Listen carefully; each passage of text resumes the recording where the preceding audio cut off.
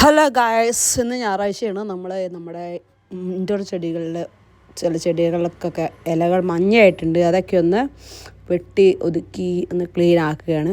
അപ്പോൾ ഇത് നമ്മൾ ഇൻഡോർ പ്ലാന്റുകളിൽ നല്ല ഗ്രീനിഷ് കളർ കിട്ടാൻ, ഗ്രീനിഷ് ഒരു ഏരിയ കവർ ചെയ്യാൻ വേണ്ടിയിട്ട് ഉപയോഗിക്കുന്ന നല്ലൊരു പ്ലാന്റാണിത്. മെയിൻ്റനൻസ് വളരെ കുറവുള്ള ഫിലാഡൻഡ്രോൺ വിഭാഗത്തിൽപ്പെട്ട ഈ ചെടികൾ നല്ല ഗ്രീനിഷായി തിക്കായിട്ടുണ്ടാകുന്നത് കാണാൻ തന്നെ നല്ല രസം. ഇതിപ്പോൾ ഞാനൊരു 3 മാസം മുന്നേ റീപ്പോർട്ട് ചെയ്ത് കട്ട് ചെയ്ത് ഉണ്ടാക്കിയ പുതിയൊരു ചെടിയാണ് മദർ പ്ലാന്റിൽ നിന്ന്.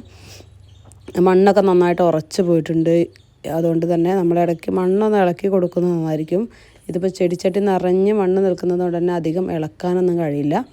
എങ്കിലും മാക്സിമം ഞാൻ അങ്ങനെ ഇളക്കി, നമ്മുടെ ഇടയ്ക്കൊക്കെ ഇതേപോലെ ഈ ഇലകളിലൊക്കെ പൊടിയായിട്ടുണ്ടാകും. ആ പൊടികളൊക്കെ ഇടയ്ക്കൊന്ന് ക്ലീൻ ചെയ്ത് കൊടുത്തു കഴിഞ്ഞാൽ ആ ഗ്രീനിഷ് നല്ല രസമായി കാണാം.